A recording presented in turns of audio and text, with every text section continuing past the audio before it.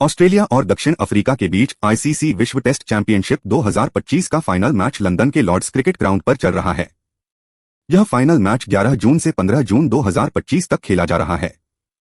Lord's में 2025 विश्व test championship final के तीसरे दिन मैच में नाटकीय घटनाक्रम देखने को मिला, जिसमें दक्षिण अफ्रीका ने बेहतरीन गेंदबाजी और लचीली बल्लेबाजी के संयोजन के जरिए नियंत्रण हासिल कर लिया। दक्षिण अफ्रीका 1998 के बाद से अपने पहले आईसीसी खिताब के करीब पहुंचकर इतिहास रचने की कगार पर है, जिसे जीतने के लिए उसे सिर्फ 69 रन चाहिए थे और उसके 8 विकेट बाकी थे। ऑस्ट्रेलिया अपनी पहली पारी में पहले दिन 212 रन पर आउट हो गया था। दक्षिण अफ्रीका ने चुनौतीपूर्ण परिस्थितियों में अपना जवाब देना शुरू किया और दूसरे दिन केवल 144 रन पर आउट हो गया। इस प्रकार उसने पहली पारी में 74 रनों की बढ़त हासिल कर ली। ऑस्ट्रेलिया ने अपनी दूसरी पारी में 207 रन बनाए और दक्षिण अफ्रीका को जीत के लिए 282 रनों का लक्ष्य दिया। तीसरे दिन स्टंप्स के समय दक्षिण अफ्रीका ने 2 विकेट के नुकसान पर 213 रन बनाए थे और उसे खिताब जीतने के लिए केवल 69 रनों की जरूरत थी। दक्षिण अफ्रीका ने तीसरे दिन की शुरुआत अपने ओवरनाइट बल्लेबाजों मिशेल स्टार्क 16 रन और नाथन लियोन 1 रन पर नाबाद के साथ की। दोनों ने बहुत सावधानी से शुरुआत की और कुछ महत्वपूर्ण रन जोड़ने का प्रयास किया। उन्होंने 9वें विकेट के लिए 28 गेंदों पर बहुमूल्य 14 रन जोड़े। रबाडा ने नाथन लियोन का विकेट लेकर दिन की पहली सफलता दिलाई। उन्होंने 13 गेंदों पर 2 रन बनाए और रबाडा की गेंद पर एलबीडब्ल्यू हो गए। इस समय ऑस्ट्रेलिया 9 विकेट के नुकसान पर 148 रनों के साथ खराब स्थिति में था। फिर ऑस्ट्रेलिया की आखिरी जोड़ी मिशेल स्टार्क और जोश हेजलवुड ने दक्षिण अफ्रीकी गेंदबाजों को निराश किया और अपनी दूसरी पारी की बढ़त को 281 रनों तक चुनौतीपूर्ण बना दिया। मिशेल स्टार्क ने शानदार पारी खेली और हेजलवुड ने उनका अच्छा साथ दिया। उन्होंने आखिरी विकेट के लिए 135 गेंदों पर 59 रन जोड़े और 207 रन का स्कोर बनाया। मिशेल स्टार्क ने अपने करियर की सर्वश्रेष्ठ पारियों में से एक खेली और अपना 11वां टेस्ट अर्धशतक पूरा किया।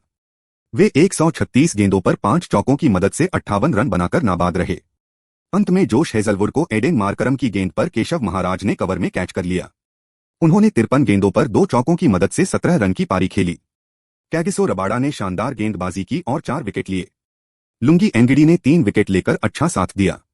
मार्को जेनसन, एडेन मार्करम और वियान मुल्डर ने एक एक विकेट लिया। ऑस्ट्रेलिया अपनी दूसरी पारी में लंच के समय 207 रन पर ऑल आउट हो गई और दक्षिण अफ्रीका को 282 रनों का विजयी लक्ष्य दिया।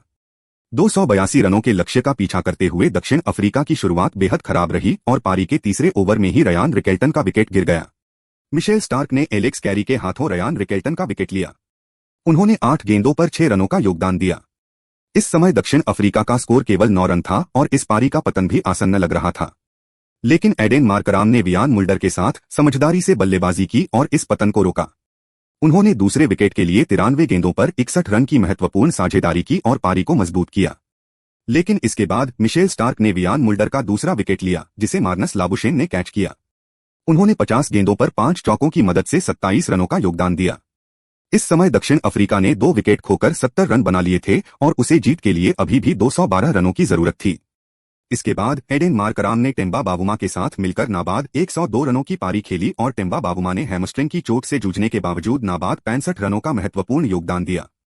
उन्होंने तीसरे विकेट के लिए अटूट 157 रन जोड़े और दक्षिण अफ्रीका को इतिहास रचने की कगार पर पहुंचा दिया। उसे 1998 के बाद अपना पहला आईसीसी खिताब हासिल करने के लिए 8 विकेट शेष रहते केवल 69 रन की आवश्यकता थी।